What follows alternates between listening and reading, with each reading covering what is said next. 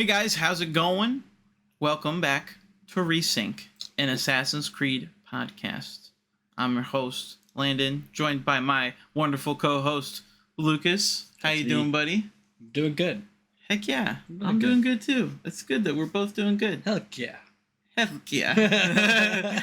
So here's how I've always determined ratings for things to do with video games. The rating of the game equals the rating of the media being made by it. So since Assassin's Creed is an M for mature game, we can say whatever the fuck we want on this podcast. And it's going to be fine. Because if you're playing the game, you are of a mature age anyway. Or you're not and you're just doing what you please to begin with. So either way, we're good. I was definitely not M age when I played it, so...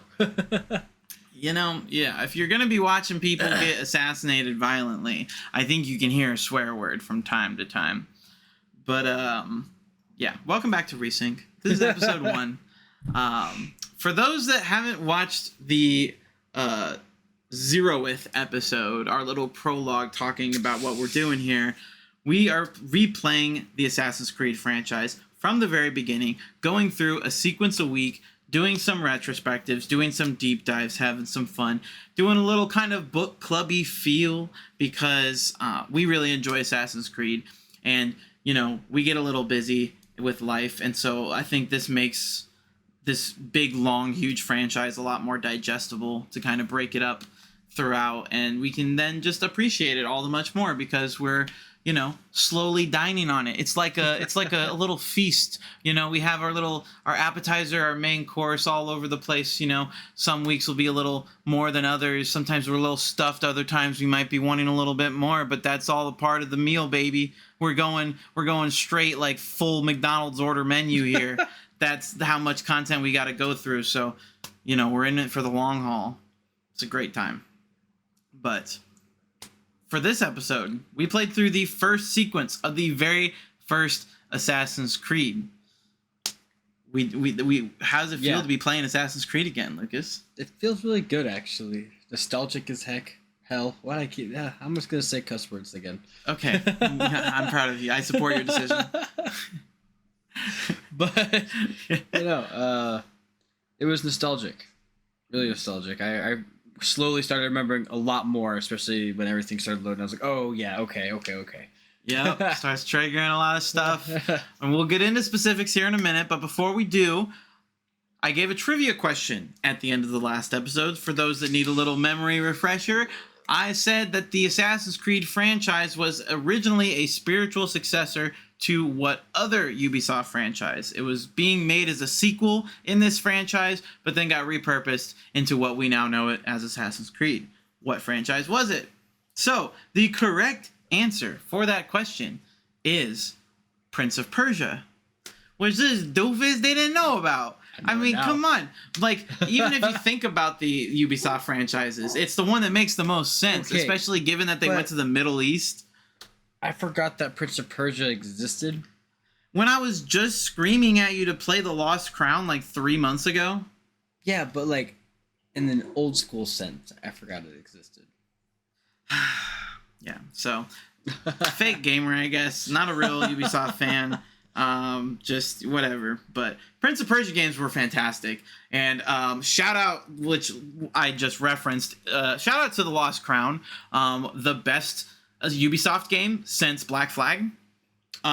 Just a phenomenal video game and needs a lot more love than it's gotten. So everybody play Prince of Persia: The Lost Crown. That is also on your homework for next week. And so that's a bonus.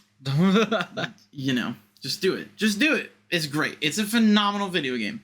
But yeah. So it was Prince of Persia. That was the trivia question. I've got another trivia question for this week, but we'll save that for later. And get into Assassin's Creed, which I mentioned this to you earlier, but I just want to start all the way off at the very beginning of loading the game, where it gives that old Ubisoft intro with the bam bam bam bam bam bam bam bam. I love. So it's so 2007. It's so great. I love it. I miss it. I have so many memories. So my experience was a lot different when I opened up mine because apparently there's some weird stuff on PC. So hey, if you're playing on PC, along with us. Disconnect from the internet when you play the story. It'll just make things run a lot smoother. It'll stop every like 10 seconds if you don't. It's really annoying. But anyways, I didn't find that out until after I played this time. But when I launched the game, that started the first 2 notes. I just went. And I was like, awesome. so nice. Hopefully next time I get to hear it. Yeah, I mean, yeah, that's fair. But Assassin's Creed, it was never a super well optimized game on PC. It launched first on PS3 and Xbox 360, and the PC version didn't come until like I think it was like 9 months later or something like that. It was in 2008 when they launched the Director's Cut, which is the PC version. And I remember back in the day playing on PC and having issues. It's not the best optimized game for PC. Yeah. It doesn't like when you use controller. Even though you can use it, it just makes it very inconvenient. Even though it's a way better way to play. It takes a lot of configuration. Like, I probably spent 20 to 30 minutes just getting my button, like knowing which, because it doesn't say like Y button, X button. It says this is button 0 or button 8. So you're just like, have to test them as you go along and see what does what, and it just takes a while. Once you get it configured, it works really well and it's fun. Yeah, it's definitely an older PC game, that's for sure. Yeah. Well, there's just I feel like there was something in the air from like 2006 to 2009 where PC games were just ridiculously hard to get working, because there's Fallout 3, which has that compatibility issue where it like only wants to run on Windows, I think it's Windows 7. And if you run it on Windows 10, you have to run it in like compatibility mode. Otherwise, it's just like, what the hell is going on? DEFCON 5 and just will not function. And that was 2008 when Fallout 3 came out. It's just like that little era, like PC games were just whack. I don't know, they had some weird PC components out at that time doing weird stuff, but yeah. There was some weird development stuff going on, but yeah. Games for Windows didn't help the situation. Yeah, that's Microsoft tried to tie it down to that. That was back on Steam, where you have to have activation codes that you have to show and like type it in first to show that you own the game. Yeah, thank God we're past that era of PC gaming. Honestly, when digital PC games first became a thing, that was a little crazy landscape, because I feel like developers were way too crazy on like trying to make sure that the person actually owned the game, and it made for a lot of complicated situations. But, you know, I digress. Assassin's Creed. Yes. But, well, the old Ubisoft intro is pretty sick. So sucks I can't that wait you to didn't hear get to it, see hopefully. Yeah, but it's pretty great. And then also, so does that mean that you also missed the intro cinematic for the game? No, I actually had to see that. Basically, it was funny because like they would sometimes the voice audio would play, and then like the animation that happened, but then the animation would catch up, and then the voice audio would just start playing right where it left off. It was actually really good at resyncing itself. I was surprised at how well it worked, but it would play like the video, so you would just hear all the sound, and then you'd see the video play out sometimes. But then once it caught up, it was fine. It would stop at a certain point, the sound would. So right. I did see it. It was just kind of a little broken up and kind of weird. I heard all of the audio. Right. Well, that cinematic's sick. No, it's a really cool cinematic. I love that intro cinematic where Altair is just going in, and he like just in broad daylight is over here just like assassinating fools and then getting away. Yeah, he didn't give a fuck. Altair is that guy. He is that guy. He's that guy. Like, he's not up, my brother. Yeah, no, 100%. He doesn't give a fuck. He's like, you want to scrap? Let's go. He's an assassin, but if this man gets caught, he's over here just like, nah, I'm gonna slip away and probably kill like half your forces in the process. So, get shit on. But yeah, that's our introduction to Altair. Even though when we get into the game, things are a little bit different, but we'll get into that. So the game starts with you immediately getting thrown into this crazy glitch sequence where there's glitches all over the place. That becomes a very common theme as we learn through like the Animus and whatnot. But there's glitches all over the place. It's kind of giving you some standard tutorial stuff like walking around and using the camera and whatnot, running around. What'd you do? Well, that part took me a long time because I had to learn the controls as it was doing it, so I had no idea what button did what, and it turned out like the trigger buttons were I had no up and down camera motion. Well, I'm I not only had left talking and about right. the actual like Animus training sequence. I'm talking about the No, very I know. first. Before that, yeah, I couldn't really move around very well because Wouldn't you have just assumed it would be left stick and right stick? that wasn't what it was, though. It wasn't automatically bound to the No, to the left camera was analog bound to the triggers. What? Exactly. It was a weird thing. I was That's like, whack. yeah, I had to like go through and change all the buttons. It was annoying. Okay. But so that first little bit took me like 4 minutes to get through, but Yeah. it was like fair 30. But it's like realistically, if you're just playing it, it's like 20 seconds. Yeah, fair enough. But you know, things are glitching. We're trying to figure out what in the gosh darn flip is going on, and it turns out you are in a machine called the Animus, and we are introduced to who we are technically actually playing. You technically don't play as Altair in this game. You play as Desmond Miles, who's playing as Altair. A little trippy there, but we're introduced to Desmond Miles, the player character, Lucy Stillman, this absolute baddie that we encounter, and Dr. Warren Vidic. And Vidic explains that they're after something in this core memory, but we lack the confidence to be in our ancestors' shoes, so we need to go back to an earlier memory. And he's also kind of a twat. Yeah, and he's also kind of a twat. And, but Desmond's learning all this information. Is like, what the fuck is going on here? As he's been kidnapped by this company called Abstergo. And so Warren tells him all about the Animus and how it's this thing that can access people's memories, because he references like birds knowing migration patterns when they're born, and that's because of genetic memory and how do animals have this stuff that's just instinct, and which is I think a good line where he talks about like, oh well, that's just animal instincts, and Vidic goes, oh well, now we're just arguing semantics, basically saying that animal instinct is genetic memory. And so the Animus then is a machine that can harness all of that. Again, a lot of you have already played Assassin's Creed, know all about this. But this is like the first we're learning about the basic lore of Abstergo, the Animus, and how this essentially entire franchise functions is through this device and various, iterations of it. And so we have to go back, way back in time, from the memory of them wanting to access for some unknown reason that we don't know of just yet. We don't know yet. Just completely unaware in the unknown. Not sure what it could be. So we go back in time to Altair being a massive prick, like we just said. And so he's a murderous dick who's traveling with these other two assassins, Malik and Kadar. Malik and Kadar are brothers. And they're sent to retrieve this specific treasure from the Templars or from this cave or something or other. And he's being very reckless, being out in the open, being very cocky. Breaking rules. He's breaking all three tenets. Yeah. Which, do you recall what the tenets are, Lucas? Can't kill the innocent. Yeah, that's one. We gotta remain unhidden, remain unseen.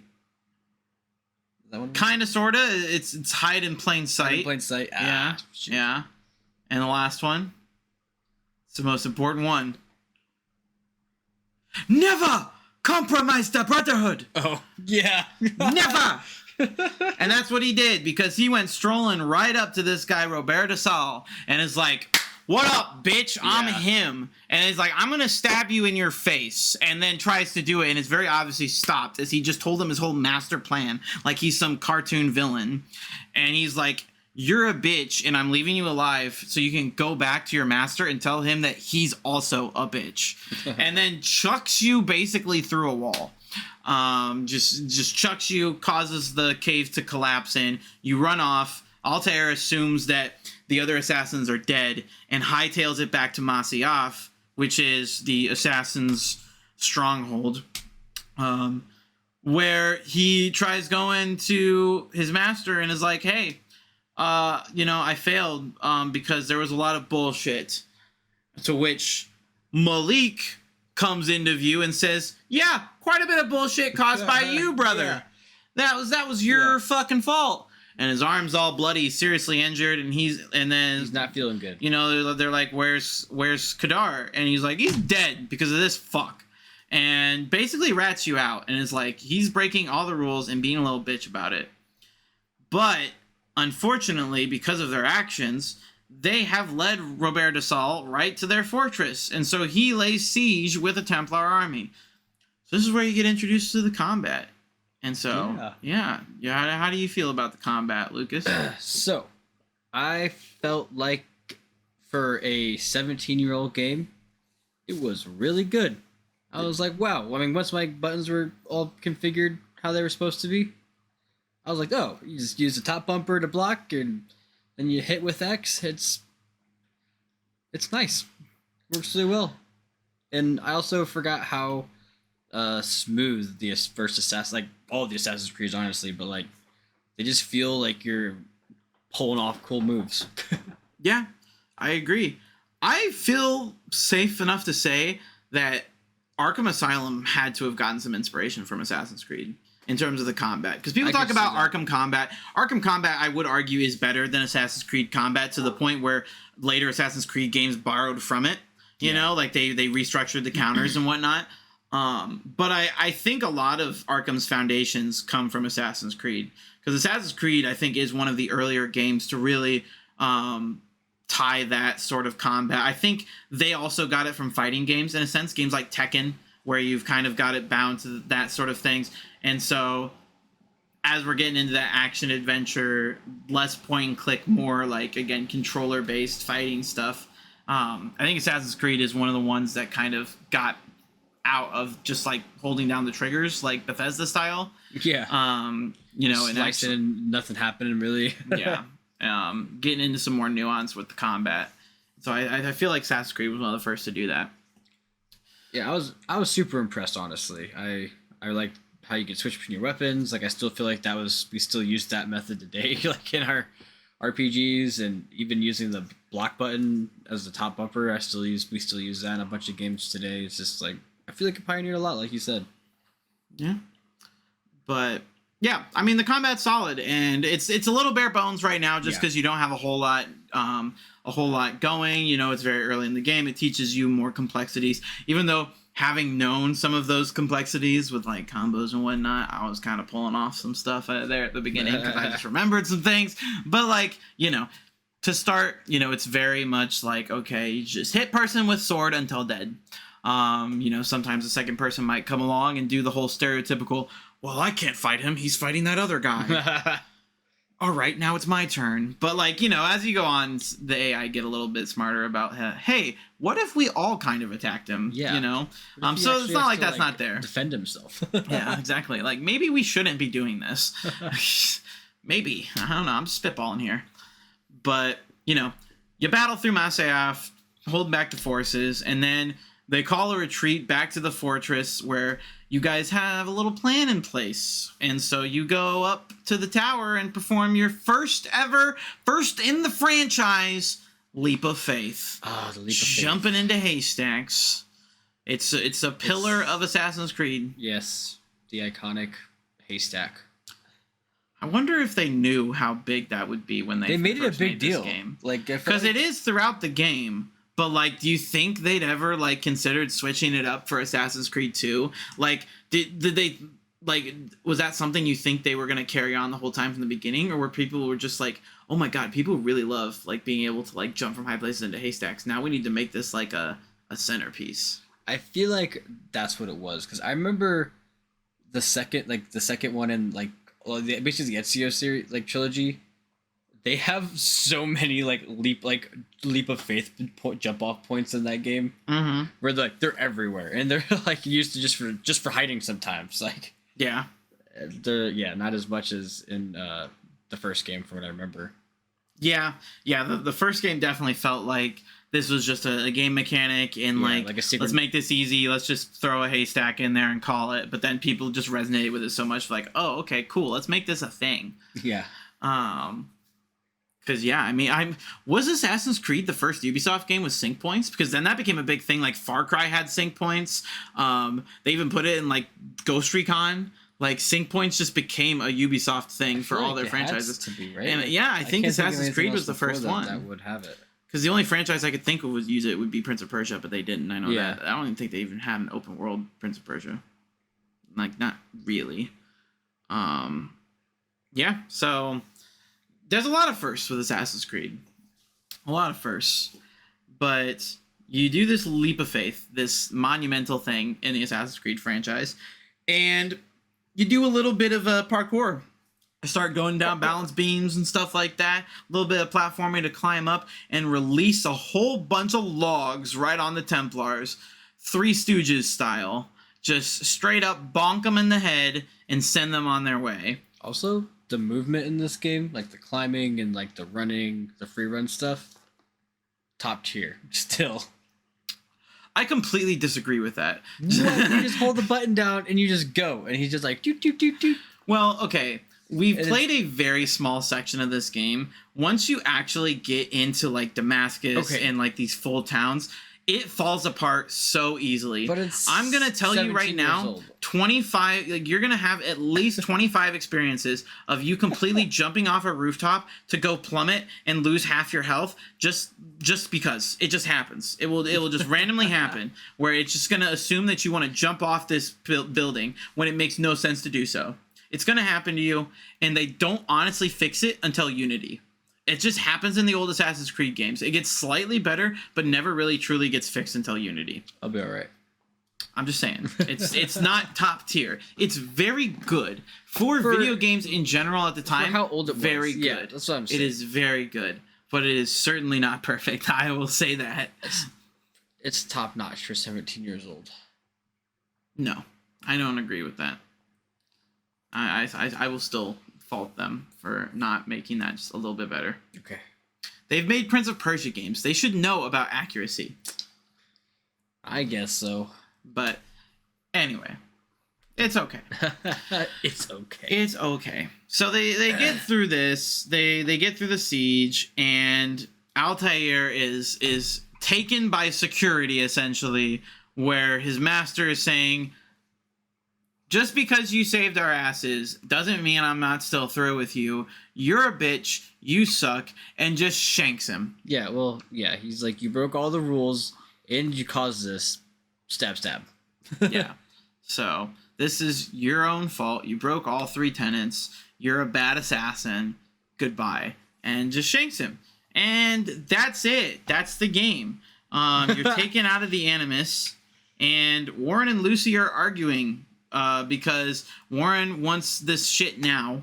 He wants to figure out. He wants the thing that they're looking for, of which we have no idea what it is.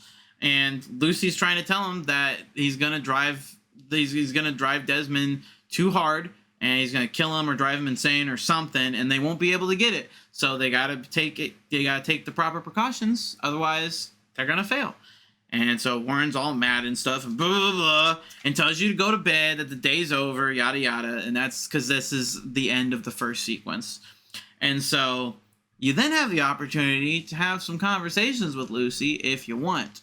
In the first conversation, Desmond's talking to Lucy about being in the Assassin's compound, where we learned that 10 years prior to the events of this game, he had ran away from this facility where he was being raised his whole life as an assassin, and seems to have lived not a very great childhood.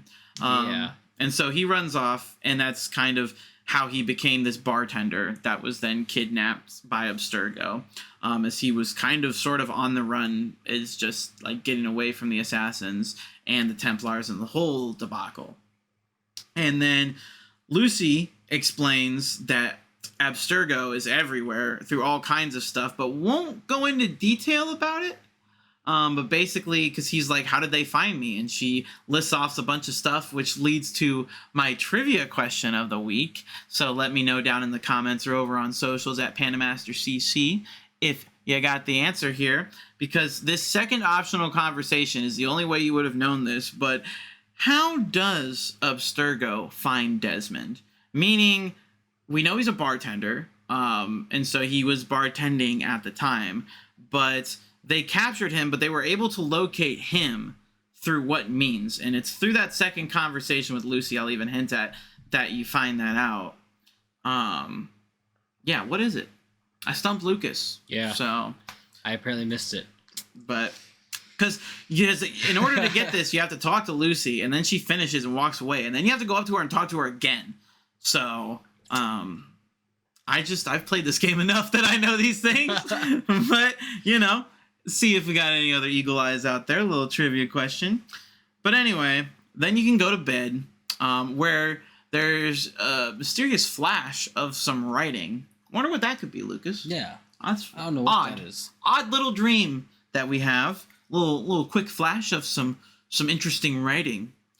And then he wakes up the next morning to Vidic just standing over him, watching him sleep, and then telling him that systemic cleansing is required. That's creepy, bro. You wake up and he's just like, we have to commit genocide. Come on, Skipper, let's go. Like, okay, good morning. Also, I'm not gonna lie, I had to think really hard about this game to remember if that was my computer breaking, because I've been having issues with it freezing. So that flash frame of writing that popped up, I was like, did it break? No, we're good. No, yeah. Well, that's another thing, because there are glitches throughout this game to where there's an actual mechanic, if you guys paid attention, where during cutscenes, if there's a glitch, you press a button, it'll change the camera view and it solves that glitch. And for completionists, there is actually achievement around those glitches where you need to activate most of them. It's not all. There is no proper number as to how many you have to do. I already missed one taking some notes, so I'm kind of upset about that. But yeah, you can get an achievement for that if you're a type of completionist. Yeah. But yeah, there's glitches all over the place, and that's again one of the kind of the central themes is you're in the Animus and kind of experiencing these things. But then, there might be some other glitches further down the series that happen via Desmond and certain things and things that we'll get into at some point. But I don't know, just something to think about. Think about it. But that about wraps up the first sequence. Then, as you then are told to hop back in the Animus, and that leads into the second sequence, which we'll get into next week. But do you have any overall thoughts about the first 45 minutes to an hour that you played, Lucas? Like I said, there's a lot of nostalgia. It was just me remembering a lot about Assassin's Creed and what made me interested about it in the first place. And a lot of it was just the Assassin's lore and how long they're around and they didn't find the Templars. It's just a lot of cool, just fun remembrances.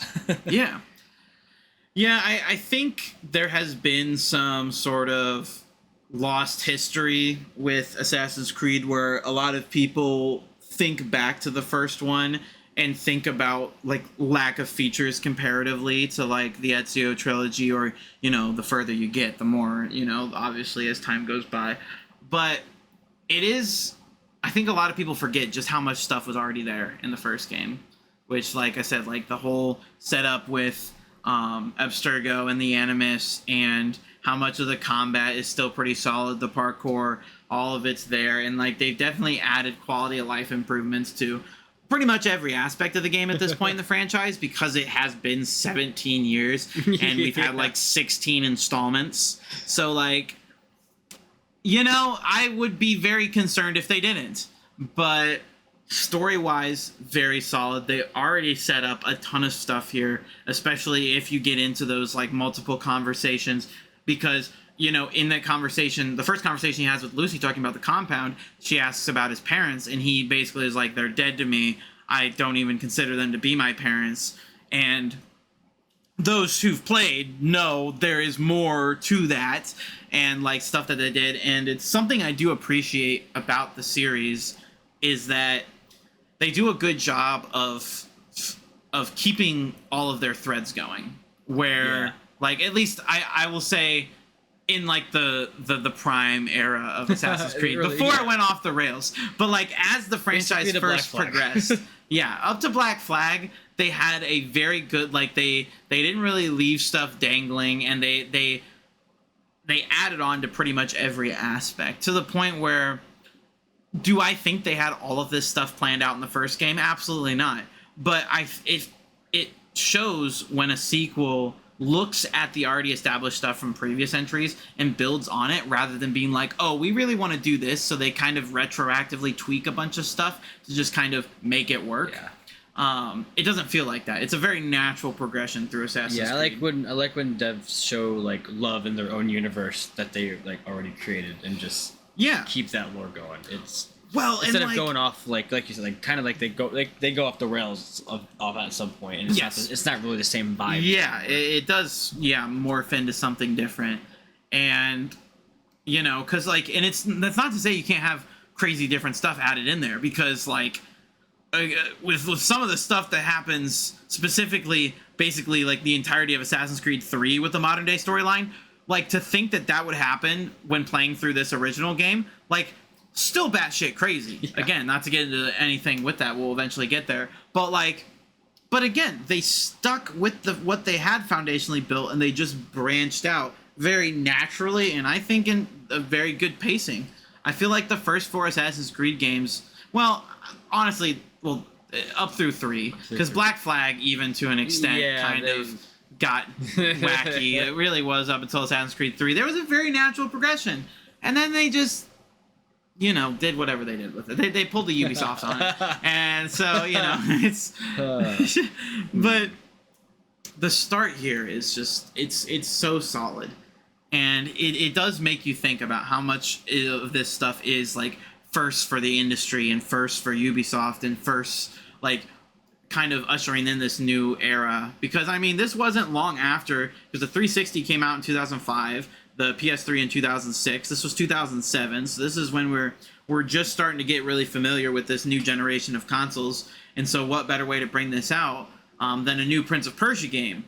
And then, oh shit! Actually, we can do something so much more because of the next generation. What if we do something completely new and call it Assassin's Creed? And it'd be badass. And it'd be badass as hell.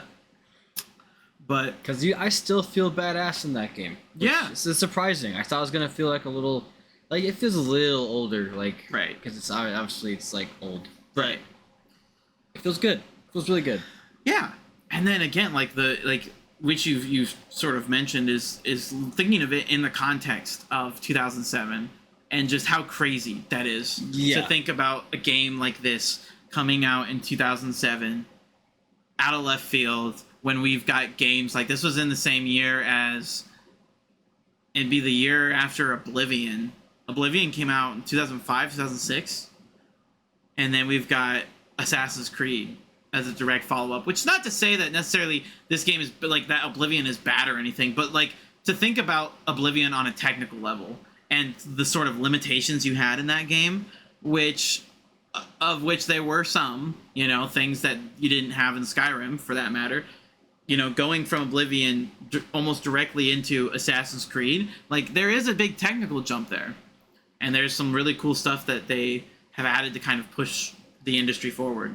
And I feel like I really like the cinematics because they're kind of like in-engine cinematics. Yeah. Which is that the first game to do that? Is that I feel like maybe not. Probably not. Probably not. No, I mean. No, yeah, definitely not. There's a ton of games that done that. I was about to say like Medieval. It feels from the PlayStation 1. Yeah, I was thinking. Yeah, I thought of a bunch of games. Like I was like, oh wait, that's super wrong. Yeah, I was like, but like probably one of the more complex ones at the time. Yeah. I don't know. It just feels really cinematic to me, like more than other games. I feel like at that time were like.